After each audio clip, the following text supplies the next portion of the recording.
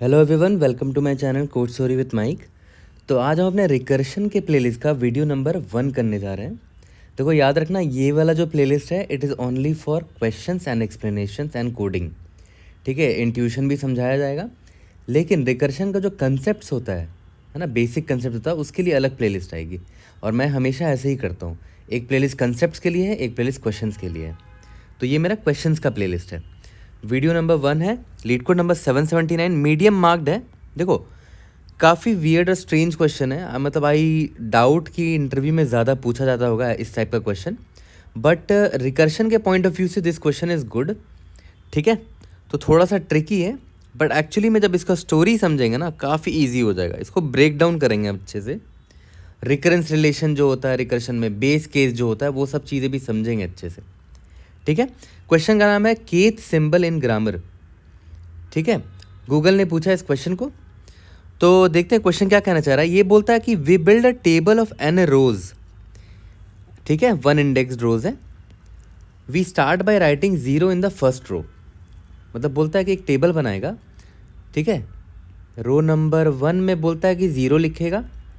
Now in every subsequent row, मतलब इसके बाद जो भी रो आएंगे, row is equal to 2, row is equal to 3, row is equal to 4 and so on, will look at the previous row. देखो यहाँ से मुझे हिंट मिल गया कि भाई करंट रो का आंसर प्रीवियस रो से निकाला जा सकता है। ठीक है, यहाँ से मुझे हिंट मिल गया कि रिकर्शन रिलेशन लिख सकते हैं। ठीक है, and replace each occurrence of 0। ये बोल रहा है प्रीवियस रो में, देखो मान लेते हैं आपको इसका आंसर निकालना है, रो इज इक्वल टू 2 का निकालना है, तो row is equal to 2 - 1 that is 1 पर जाओ और वहाँ से निकालो।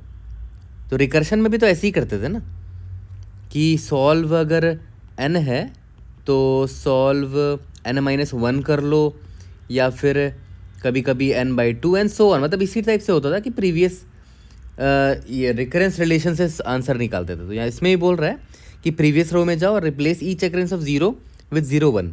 प्रीवियस रो में गए, इसका एक ही कैरेक्टर है यहाँ पर 0 है, उसको 0 और 1 में कन्वर्ट कर दो, 0 को 0 और 1 में कन्वर्ट कर दो। ठीक है, अब और अगर यहाँ पर 1 भी होता तो 1 को पता क्या बोला है, 1 0 में कन्वर्ट करने। ठीक है, देखते हैं। And each occurrence of 1 with 1 0। Okay, तो एक काम करते हैं, रो इक्वल टू 3 का निकालते हैं। मैं गया row is equal to 3 - 1 that is 2 पर गया। ठीक है, मैंने देखा कि पहला कैरेक्टर 0 है, तो क्या बोला गया है, 0 के लिए 0 1 लिख देना। ओके, इसके लिए 0 और 1 लिख दिया, और 1 के लिए 1 और 0 लिख देना। ठीक है, देख रहे हो, 0 के लिए मैंने क्या लिखा, 0 1, इस 0 के लिए, और इस 1 के लिए 1 0 लिखा।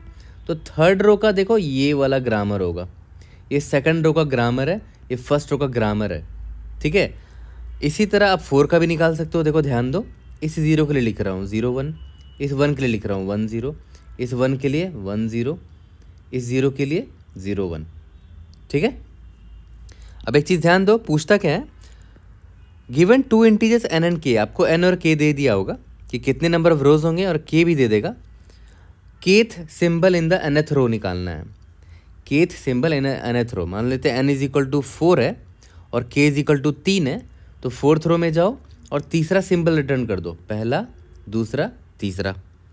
ठीक है, देखो यहाँ पर दे रखा है n इज इक्वल टू 3 और फर्स्ट रो। ठीक है, n इज इक्वल टू 3 पर गए। ठीक है, पहला row, second row is, third row is, अच्छा ठीक है, ये वाले एग्जांपल को देख लेते हैं। n is equal to 1, k is equal to 1, तो n इज इक्वल टू 1 पर गए, पहला रो, पहला कैरेक्टर 0, आंसर 0 है। देखो n is equal to 2, k is equal to 1, तो दूसरे रो पर जाना है, फर्स्ट कैरेक्टर भेजना है, तो आंसर 0 आएगा। देखो उसके बाद क्या है, n is equal to 2, k is equal to 2, दूसरे रो पर जाओ, दूसरा कैरेक्टर भेजो 1, देखो 1 है आंसर। ठीक है, यहाँ तक क्लियर है, काफ़ी सिंपल है क्वेश्चन, तो समझ में आ गया होगा। ठीक है, समझना सिंपल है। इसका सल्यूशन देखते हैं, समझने की कोशिश करते हैं। देखो सबसे पहला और सबसे ब्रूट फोर्स अप्रोच मेरे मन में पता है क्या आया, कि यार देखा जाए तो काफ़ी सिंपल है ना। मान लेते हैं n इज इक्वल टू 3 दे दिया और k इज इक्वल टू पूछता है कि 3 पर तुम तीसरा कैरेक्टर बताओ। ठीक है, तो मैंने क्या सोचा कि यार कितना सिंपल है, मैं एक 2D अरे बनाऊंगा ठीक है, जिसमें 3 रोज होंगे। ठीक है, पहले रो में 0 डालने बोला है, फिर दूसरा रो जो है ना उसको ऊपर से देखकर फिल कर लेंगे 0 1, फिर यहाँ से फिल करेंगे 0 1, इससे फिल करेंगे 1 0। ठीक है, बना लिया, बहुत सिंपल है। अब मुझे क्या करना है, थर्ड रो में जाना है, मतलब 0 1 2 यानी कि n-1th रो पर गए और वहाँ पर क्या बोला गया है कि थर्ड कैरेक्टर भेजना है। ठीक है, तो पहला कैरेक्टर, दूसरा कैरेक्टर, तीसरा कैरेक्टर, मतलब 0th column, first column, second column, second वाला वैल्यू को, तो आंसर 1 होगा। तो मतलब आप एक 2D वेक्टर बनाओगे पहले, ठीक है, उसके बाद आप एक्सेस करोगे। ठीक है, तो इसमें प्रॉब्लम क्या है ना, आप एक्स्ट्रा स्पेस ले रहे हो, सबसे पहली बात तो वो प्रॉब्लम। फिर आप हर एक रो को बना रहे हो, देख रहे हो, काफ़ी आपको टाइम लगने वाला है। तो मोस्ट प्रोबेबली ये टाइम लिमिट एक्सीड दे देगा, और इतना ज़्यादा स्पेस आप ले रहे हो ना 2D वेक्टर का, मोस्ट प्रोबेबली MLE दे देगा, मेमोरी लिमिट एक्सीड कर देगा। ठीक है, तो ऐसे तो बना ही सकते हो, बट ऐसे भी अगर एक्सेप्ट नहीं होता है तो आप सोचना पड़ेगा कि कैसे इसको सॉल्व किया जाए। ठीक है, तो मेरे दिमाग में पता है कहाँ से चमका, इधर से चमका, कि देख रहा है कि करंट रो को निकालने के लिए बोलता है प्रीवियस रो से आप आंसर निकाल सकते हो। ठीक है, मतलब ये रिकर्शन की तरफ हिंट कर रहा है। रिकर्शन का मतलब वही होता है ना, रिकरेंस रिलेशन के थ्रू आंसर निकालना। ये बोल रहा है कि सॉल्व ऑफ n निकालना है तो प्रीवियस रो से निकालो ना, सॉल्व ऑफ n-1, वहाँ से निकाला जा सकता है। ठीक है, तो देखते हैं एक्चुअली में कैसे निकाला जा सकता है। इसका रिकर्शन अप्रोच समझने की कोशिश करते हैं। तो देखो, इसका रिकर्सिव अप्रोच समझने की कोशिश करते हैं। तो मैंने n=4 तक का लिख दिया यहाँ पर। ठीक है, देखो 0 के लिए 0 1 लिखा, इस 0 के लिए 0 1, इस 0 के लिए 0 और 1, इस 1 के लिए 1 और 0। ठीक है, इसी तरह पूरा n=4 तक मैंने ड्रॉ कर दिया है आपके लिए। ओके, तो देखो स्टार्ट करने से पहले आपको इतना तो पता होगा कि रिकर्शन जब लिखते हैं हम लोग, कोई भी लिखता है रिकर्शन, तो उसका टेम्पलेट कुछ ऐसा होता है, वेरी सिंपल, कि भाई रिकर्शन फंक्शन है। ओके, उसका एक बेस कोर्स तो होता ही होता है, क्योंकि रिकर्शन आप लिख रहे हो तो एक रुकने वाला स्टॉप होना चाहिए ना, ये स्टॉप केस है, मतलब इधर आपको रुक जाना है, यहाँ से रिटर्न हो जाना है। ठीक है, उसके बाद होता है कि रिकर्सिवली आप क्या कॉल कर रहे हो, है ना। जैसे मान लेते हैं ट्री का इन ऑर्डर वाला कोड याद है, ट्री में इन ऑर्डर वाला कोड जो होता था, आप रूट भेजते थे। ठीक है, इसमें देखो आप क्या करते थे, पहला तो बेस केस होता था कि रूट अगर नल है तो यहाँ से हम लोग रिटर्न हो जाते थे। फिर रिकरेंस रिलेशन लिखते थे, मतलब सेम फंक्शन कॉल करते थे और ये चेंज कर देते थे, रूट का लेफ्ट कर दिया, देखो यहाँ पर भी सेम फंक्शन कॉल किया, रूट का राइट। ठीक है, उसके बाद आपको जो करना है रूट के वैल्यू से, रिटर्न रूट का वैल्यू इनटू 2, जो भी करना है आपको। तो देख रहे हो यहाँ पर बेस केस है, ये रिकरेंस रिलेशन है, उसके बाद जो भी आपको कैलकुलेशन करना है यहाँ पर, जो भी आपको करना है। ठीक है, या तो कभी ऐसा भी हो सकता है कि कैलकुलेशन आप यहाँ कर लो और बेस ये रिकरेंस बाद में कॉल कर लो।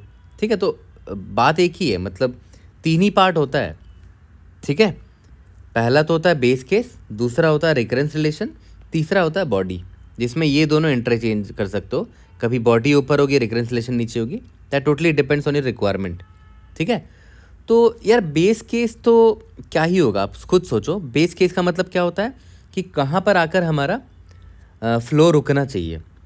तो बेस केस मतलब सबसे छोटा केस, या तो सबसे एक्सट्रीम केस मतलब बड़ा केस, सबसे स्मॉल केस, या तो सबसे एक्सट्रीम केस, इनवैलिड केस बोल सकते हो उसको। ठीक है, तो मुझे सबसे छोटा केस अगर मैं सोचूं तो सबसे छोटा केस मुझे ये दिख रहा है कि n=1 है और k भी देखो 1 है। ये देखो k 1 है और k = 2th कैरेक्टर है, k = first character, k = 2 character and so on. ठीक है, तो सबसे छोटा केस मुझे ये लग रहा है।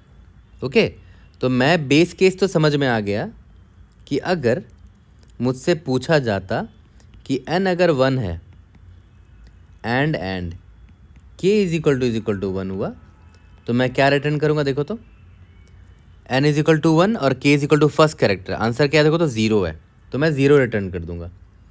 ये चीज़ क्लियर हो गया है।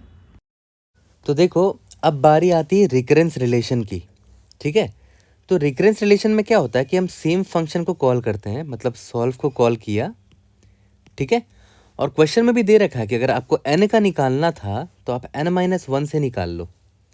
ठीक है, बट n-1 के बाद फिर k क्या भेजोगे आप? क्या k-1 भेजोगे या फिर k/2 भेजोगे या क्या भेजोगे, ये अभी हमें नहीं पता, राइट?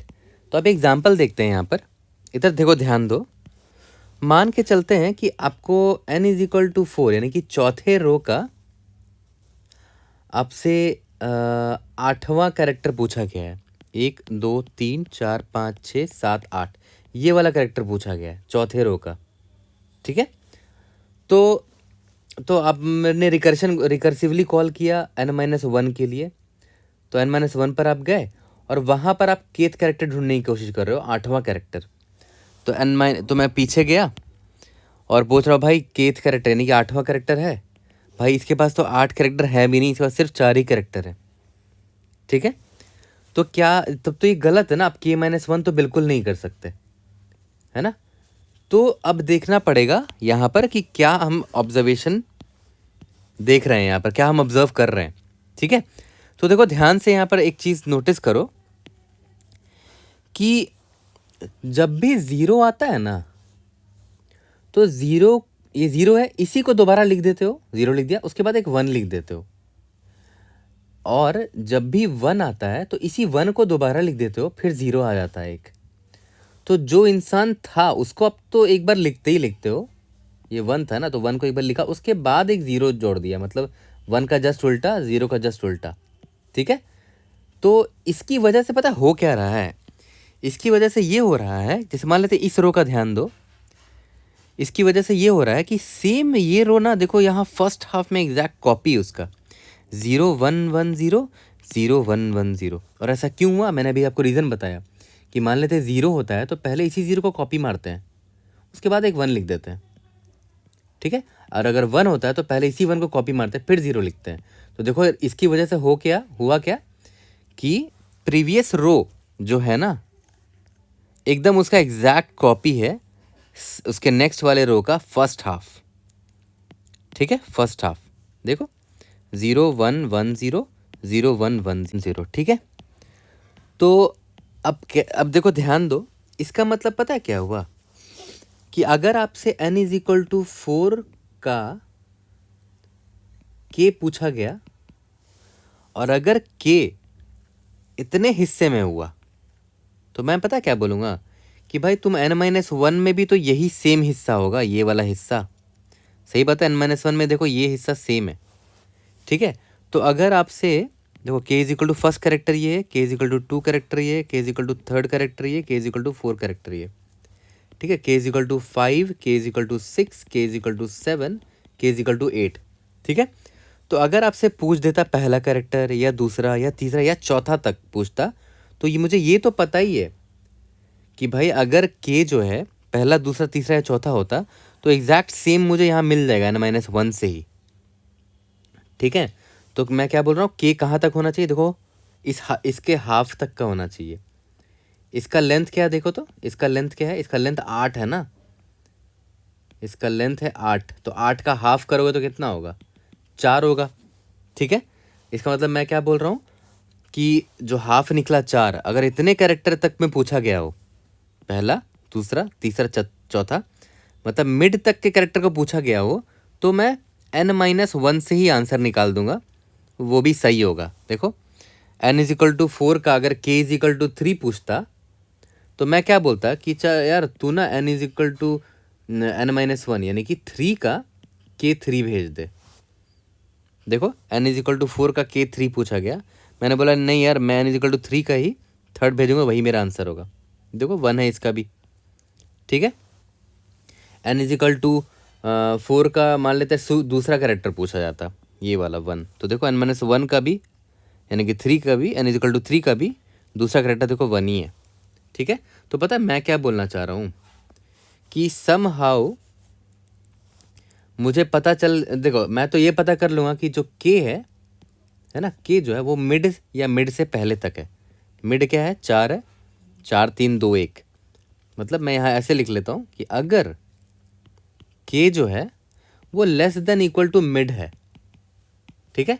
तो मिड अभी निकालेंगे, उसकी टेंशन मत लो, वेट करो थोड़ा।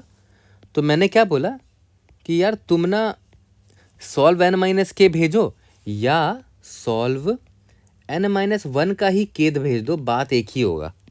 और अभी जस्ट मैंने आपको दिखाया ऊपर ये चीज़, देख रहे हो, यहाँ पर n इज इक्वल टू 4 का k इज इक्वल टू 1 निकालो, 2 3 या 4, वो एग्जैक्ट कॉपी होगा n is equal to 4-1 that is 3 का, ठीक है। And k is equal to 1, k is equal to 2, k is equal to 3, k is equal to 4, ठीक है। यहाँ तक क्लियर है। तो अब मान लिया जाए कि n इज इक्वल टू 4 है, लेकिन मुझसे पूछ दिया k is equal to 5, fifth character पूछ दिया गया। तो भाई ऑब्वियस सी बात है, ये तो मिड से पहले आ नहीं रहा है। तो देखो ध्यान दो, ये भी एक ऑब्जर्वेशन ही है एक तरह का। देखो इसका पहला कैरेक्टर जो है ना, ठीक है, उसका आप कॉम्प्लीमेंट निकालो। कॉम्प्लीमेंट बोले तो उसका नॉट निकाल दो, ठीक है, या तो उसको फ्लिप कर दो। 0 है तो उसका फ्लिप क्या होगा, 1 होगा। वो देखो यहाँ प्रेजेंट है, ठीक है। इसको देखो 1 को, इसका दूसरा कैरेक्टर देखो, इसका फ्लिप मारो तो 0 आ जाएगा। देखो यहाँ पर प्रेजेंट है, मतलब सेकंड हाफ का जो कैरेक्टर्स है ना, सेकंड हाफ का जो कैरेक्टर्स है वो अपने प्रीवियस रो के जस्ट फ्लिप है। देखो 0 1 1 0, जस्ट उसका उल्टा है 1 0 0 1, एकदम फ्लिप है, एकदम एज इट इज, और ये हर बार ट्रू होगा, ठीक है। आप इस पे ध्यान दे दो। इधर देखो, मान लेते हैं n इज इक्वल टू 3 का ध्यान दो। n इज इक्वल टू 3 का पहला हाफ देखो, एग्जैक्ट कॉपी है n इज इक्वल टू 2 का 0 1, और n इज इक्वल टू 3 का दूसरा हाफ को देखो, एकदम फ्लिप है, 0 का 1 और 1 का 0। ये चीज़ समझ में आ गया होगा। तो मैं क्या बोल रहा हूँ ना, कि अगर आपसे n is equal to 4, k is equal to 5 पूछा जाता, तो पता है मैं क्या बोलूँगा कि यार तुमको ना n-1 से आंसर मिल सकता है, ठीक है, लेकिन तुम फ्लिप करके आंसर बताना। n-1 में, लेकिन कौन सा कैरेक्टर, जैसे k इज इक्वल टू 5 है तो ये k इज इक्वल टू 1 से मैच हो रहा है, k इज इक्वल टू 6 है तो ये k इज इक्वल टू 2 से मैच हो रहा है, ठीक है। तो वो कैसे निकालोगे कि 5 1 से मैच हो रहा है, 6 2 से मैच हो रहा है। तो देखो ना, ये मिड के बाद है ना, ठीक है। तो मिड का वैल्यू याद है क्या था, 4 था ना, 4, ये रहा मिड का वैल्यू 4 था, तो उसके बाद ना आ रहा है। तो जो भी k की वैल्यू जो भी है 5 है मान लेते हैं, तो मिड से माइनस कर दो। मिड की वैल्यू 4 थी ना, तो 5 - 4 1 आ गया, यानी कि ये पाँचवा वाला जो है ना, इसके पहले वाले से मैच हो रहा है, बस फ्लिप होकर मैच हो रहा है वो, ठीक है। सिमिलरली इसको देखो, k इज इक्वल टू 6 है ना, तो 6 माइनस मिड करो, 6 माइनस मिड मतलब 6 4 2, 6 माइनस 4 दैट इज 2 हो गया। यानी कि ये जो k इज इक्वल टू 6 है, ये इसके k इज इक्वल टू 2 से मैच हो रहा है, बस फ्लिप होकर मैच हो रहा है। अगर ये 1 है तो ये देखो 0 है, ठीक है। तो मैंने क्या बोला कि अगर आपका जो k है वो मिड से ज़्यादा है, देख लो 5 है, वो मिड से ज़्यादा है ना, ठीक है। तो मैं बोलूँगा कि भाई n-1 से ही निकाल लो, और k माइनस मिड वाला कैरेक्टर होना चाहिए। जैसे ये k का वैल्यू 5 है ना, तो 5 माइनस मिड क्या होगा, 5 - 4 दैट इज़ 1, ठीक है। यहाँ तक क्लियर है। तो मैं कॉल कर दूंगा n-1 मिड, मतलब मैं यहाँ वही बोल रहा हूँ कि अगर k less than equal to mid है तब तो ये सिंपल था, क्योंकि एग्जैक्ट कॉपी था। और अगर ऐसा नहीं है तो क्या करना है आपको, रिटर्न सॉल्व n-1 का k माइनस मिड होगा, ठीक है, लेकिन उसका फ्लिप करना होगा। तो यहाँ पर आप नॉट लगा दो, या तो फिर ऐसे भी करोगे तो काम बन जाएगा, रिटर्न 1 माइनस करोगे तब भी फ्लिप हो जाएगा, या तो फिर नॉट लगा दो, बात एक ही है। तो 1 माइनस लगा दो या तो नॉट लगा दो, मतलब अगर 0 होता तो 1 माइनस 0 करूँगा तो 1 आ जाएगा, और अगर 1 होता तो 1 माइनस 1 करूँगा तो 0 आ जाएगा। मतलब मैं बोल रहा हूँ कि प्रीवियस रो में k माइनस मिड वाला जो भी करेक्टर है उसको फ्लिप कर देंगे, तो 0 का 1 1 का 0, वही मैं यहाँ कर रहा हूँ। फ्लिप करने के लिए 1 माइनस कर दो या फिर नॉट कर दो, ठीक है। अब बात आती है मिड कैसे निकालना है। तो मिड आपको मैंने बोला ना कि जो लेंथ होगा इस रो का उसका हाफ कर दो, ये रहा 8/2 किया था ना, तो इसका लेंथ देखो तो 8 है, इसका लेंथ देखो तो 4 है, ठीक है। तो ध्यान दो, n इज इक्वल टू 1 है ना, तो इसका लेंथ देखो तो 1 है, मतलब 2 का पावर ज़ीरो, ज़ीरो ना लिख के आप n-1 भी लिख सकते हो। इधर देखो, इसका लेंथ 2 है, मतलब 2 का पावर 1, 1 ना लिख के आप देखो तो n-1 लिख सकते हो, n का वैल्यू 2 है ना, ठीक है। इसको देखो, ये 2 का पावर 2 है, 4 लेंथ है इसका, यानी कि n-1, n का वैल्यू 3 है ना, तो 3-1 2 हो गया, ठीक है। इसका लेंथ देखो 2 का पावर n-1 यानी कि 3, 2 का पावर 3 क्या होता है 8 होता है, देखो इसका लेंथ 8 भी है, 8 कैरेक्टर्स है इसमें, ठीक है। तो लेंथ तो आराम से निकाल लेंगे, ठीक है। तो देखो हमारा रिकरेंस रिलेशन भी हो गया है, यहाँ बस लेंथ हमें निकालना था, लेंथ निकाल लिया। लेंथ याद है कैसे निकाल देते हैं, पावर ऑफ 2 का पावर n-1, ठीक है। और फिर यहाँ से मिड निकाल लो, मिड क्या होता था लेंथ बाई 2, ठीक है। तो काफ़ी ऑब्जर्वेशन वाला क्वेश्चन है ये, बट ना इसके और भी अच्छे अच्छे सोल्यूशन हैं, मतलब जो इससे भी थोड़े से बेटर है, बट मुझे ये सबसे अच्छा लगा क्योंकि रिकर्शन इसमें बहुत अच्छे से सिखाया गया है। इसमें रिकरेंस रिलेशन कैसे यूज़ करते हैं वो हमें समझ में आया, ठीक है। इसमें ऑब्जर्वेशन भी हमारा देखा गया है ना।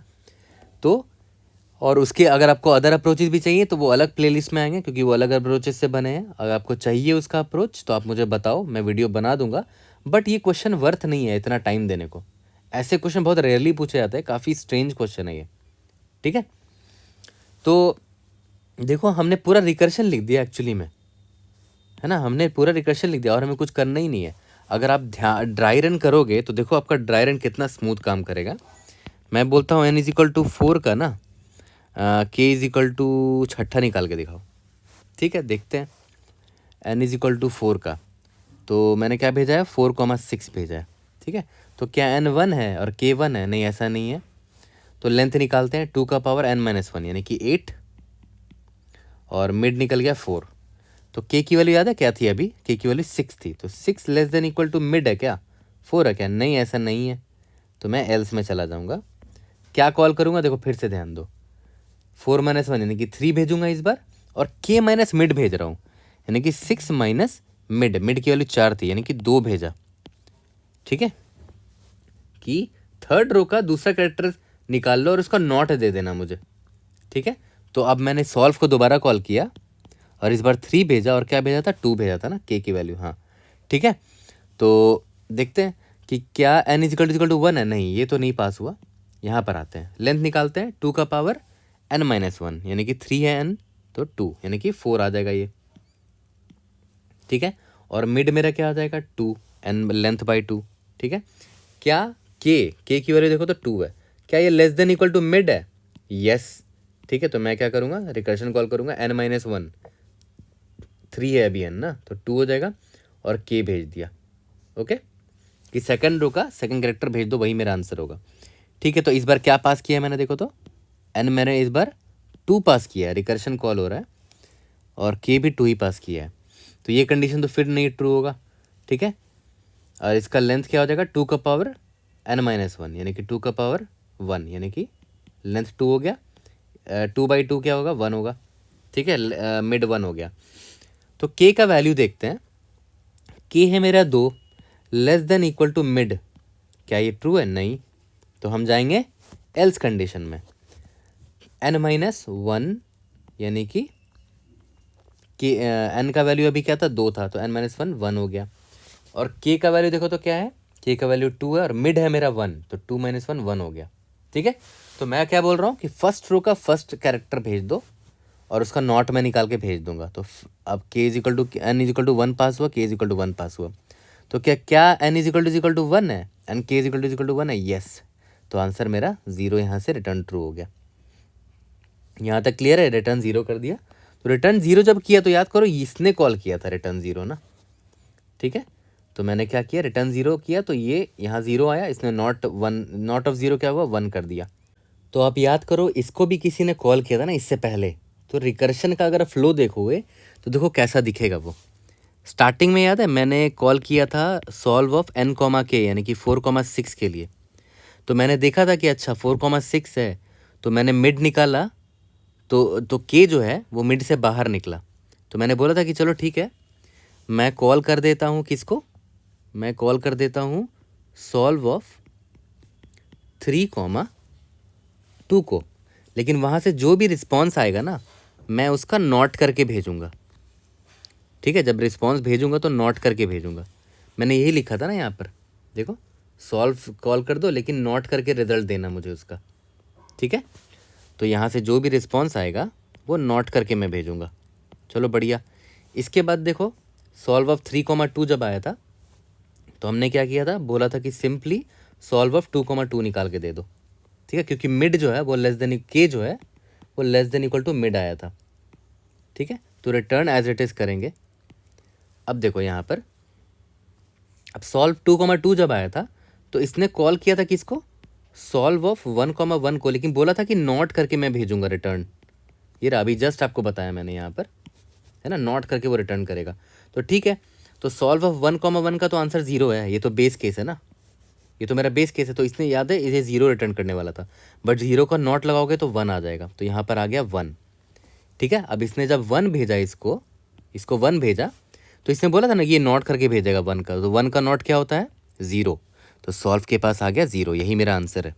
देखो, 4th रो में छठा कैरेक्टर 0 है आपका, 1 2 3 4 5 6, है ना। तो देखो, आपको रिकर्शन फ्लो भी देखना ज़रूरी था। ठीक है, और कि रिकर्शन कैसे कॉल हुआ और कैसे रिवाइंड हुए हम लोग, है ना, वापस से। रिकर्शन यही तो होता है ना, रिवाइंड होता है, आप एंड तक जाते हो, बेस केस तक जाते हो, फिर रिवाइंड होने लगता है रिकर्शन स्टैक से।